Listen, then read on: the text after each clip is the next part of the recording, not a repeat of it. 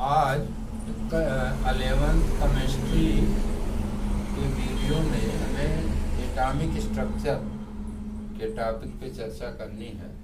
जैसा कि आप जान रहे हैं, हम लोग कैसे पुराने परमाणु मॉडल यानी डाल्टन के परमाणुवाद से आधुनिक परमाणुवाद तक आने में कितने पड़ाव उसका क्रमिक रूप से अध्ययन किया जा रहा है। इसमें कल के वीडियो में बताया गया था कि रदरफोर्ड मॉडल में ये पाया गया कि परमाणु के अंदर जो न्यूक्लियस होता है, नाभिक, उसमें प्रोटॉन तथा न्यूट्रॉन यानी नाभिकीय कण पाए जाते हैं और इलेक्ट्रॉन विभिन्न कक्षाओं में चक्कर लगाते हैं। अब इसके आगे हमें बोर मॉडल की तरफ बढ़ना है, जिन्होंने ऑर्बिट का कंसेप्ट दिया था।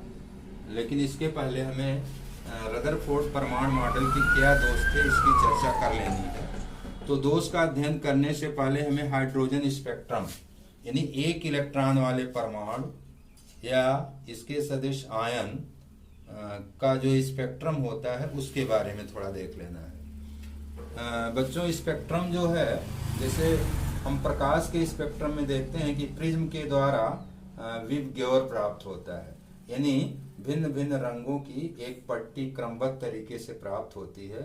इसको हम वर्णक्रम या स्पेक्ट्रम कहते हैं। ठीक उसी तरह रसायन विज्ञान में परमाणुओं का स्पेक्ट्रम प्राप्त होता है, यानी परमाणु में जो उत्सर्जित विभिन्न रंग के तरंगदैर्घ्य होते हैं उनका एक क्रम प्राप्त होता है, उसी को स्पेक्ट्रम कहते हैं। जैसे यहाँ पर हाइड्रोजन अणु होता है। जब हाइड्रोजन अणु को ऊर्जा दी जाएगी तो परमाणु में विभक्त हो जाता है, और जब कोई परमाणु ऊर्जा पाता है तो निचली कक्षा का इलेक्ट्रॉन उससे ऊंची कक्षा में जंप करता है, आगे बढ़ता है, और किसी भी ऊंची कक्षा में जाकर वो केवल 10 की घात -6 से 10⁻8 सेकंड तक रुक करके पुनः वापस आता है।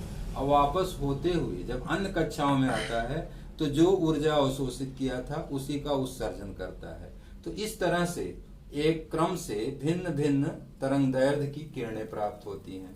इसको कहते हैं हाइड्रोजन स्पेक्ट्रम। तो अब इस आधार पर रदरफोर्ड परमाणु मॉडल के दोष को देखना है। जैसे पहला पॉइंट ये है कि रदरफोर्ड मॉडल मैक्सवेल के विद्युत गतिकी सिद्धांत की व्याख्या नहीं कर सकता या नहीं किया। विद्युत गतिकी सिद्धांत ये है कि कोई भी सूक्ष्म आवेशित कण जब किसी धनावेश या किसी अन्य आवेश के चारों तरफ परिक्रमा करता है, घूमता है, तो निरंतर विकिरण ऊर्जा का उत्सर्जन करेगा, और विकिरण ऊर्जा का उत्सर्जन करने के फलस्वरूप उसकी कक्षाएं छोटी होती जाएंगी और अंत में वह नाभिक पर आकर परमाणु के अस्तित्व को समाप्त कर सकता है। जैसा कि चित्र में दिखाया गया है, प्रोटॉन न्यूट्रॉन नाभिक में है, इलेक्ट्रॉन चक्कर लगा रहे हैं। तो मैक्सवेल के सिद्धांत के अनुसार इस चक्कर लगाता हुआ इलेक्ट्रॉन सूक्ष्म आवेशित कण है, और निरंतर ऊर्जा खोने के कारण इसकी कक्षा छोटी होती जाएगी और धीरे धीरे करके घूमते हुए ये नाभिक पे आ जाएगा, अपने अस्तित्व को समाप्त कर सकता है। तो इस वैद्युत गतिकी सिद्धांत की व्याख्या नहीं करता। परमाणु का अस्तित्व क्यों बना रहता है उसको नहीं बता पाता। दूसरी चीज, यह मॉडल एक इलेक्ट्रॉन वाले परमाणुओं अथवा आयनों के उत्सर्जन स्पेक्ट्रम में उत्सर्जित स्पेक्ट्रमी रेखाओं की व्याख्या नहीं कर सकता। जैसा कि बताया गया, हाइड्रोजन स्पेक्ट्रम में उत्सर्जी रेखाएं निकलती हैं, अलग अलग तरंगदैर्घ्य की रेखाएं प्राप्त होती हैं। उन रेखाओं की व्याख्या ये नहीं कर सकता। हाइड्रोजन स्पेक्ट्रम की खोज रदरफोर्ड से पूर्व लाइमन बामर द्वारा कर ली गई थी। लाइमन और बामर ने पहले ही इस स्पेक्ट्रम की खोज कर ली थी।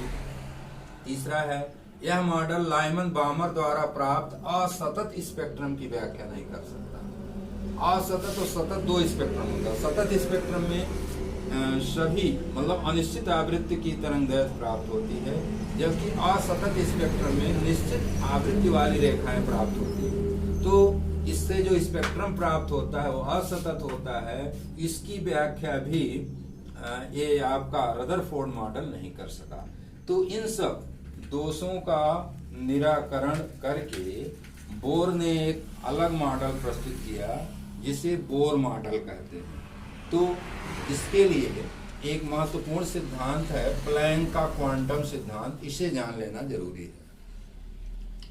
मैक्स प्लैंक ने विद्युत चुंबकीय या विद्युत विकिरण के सिद्धांत के लिए एक मतलब विकिरण जो होता है उसकी ऊर्जा के लिए एक सिद्धांत प्रस्तुत किया जिसे हम प्लैंक का क्वांटम सिद्धांत कहते हैं। इस सिद्धांत के प्रमुख बिंदु निम्नलिखित हैं। जैसे पहला पॉइंट है, किसी वस्तु के द्वारा विकिरण ऊर्जा का शोषण अथवा उत्सर्जन सतत न होकर असतत होता है, यानी कंटिन्यू ये उत्सर्जन और शोषण न होकर के असतत होता है। ये पहला पॉइंट है। दूसरा है, ऊर्जा का शोषण अथवा उत्सर्जन निश्चित ऊर्जा के पैकेटों में होता है। सभी ऊर्जाओं को शोषित न करके निश्चित ऊर्जा का पैकेट का शोषण करते हैं वस्तुएं। इस प्रत्येक पैकेट को क्वांटा अथवा फोटान कहते हैं। जो ऊर्जा का बंडल है या पैकेट है इसको क्वांटा अथवा फोटान कहते हैं। एक फोटान की ऊर्जा h न्यू अथवा c बाई लैम्डा होती है। जहाँ लिखा है c प्रकाश का वेग, लैम्डा आवृत्ति, न्यू आवृत्ति और लैम्डा तरंगदैर्घ्य, h प्लैंक कांस्टेंट है। इस आधार पर आप देखेंगे कि जो ऊर्जा है तरंगदैर्घ्य के व्युत क्रमानुपाती होती है, अर्थात तरंगदैर्घ्य अधिक होगा तो ऊर्जा कम और तरंगदैर्घ्य कम होगी तो ऊर्जा अधिक। इस क्रम में ऊर्जा का उत्सर्जन होता है।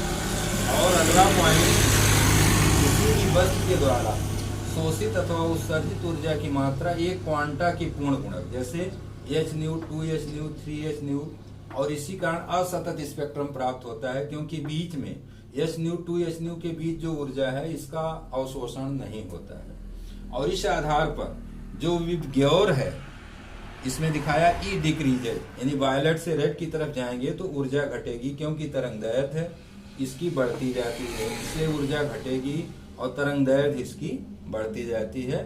और इसके बाद अगला चीज यानी जो बोर का मॉडल है इसको अगले वीडियो में बताया जाएगा। इन कमियों को दूर करके बोर ने मॉडल प्रस्तुत किया था।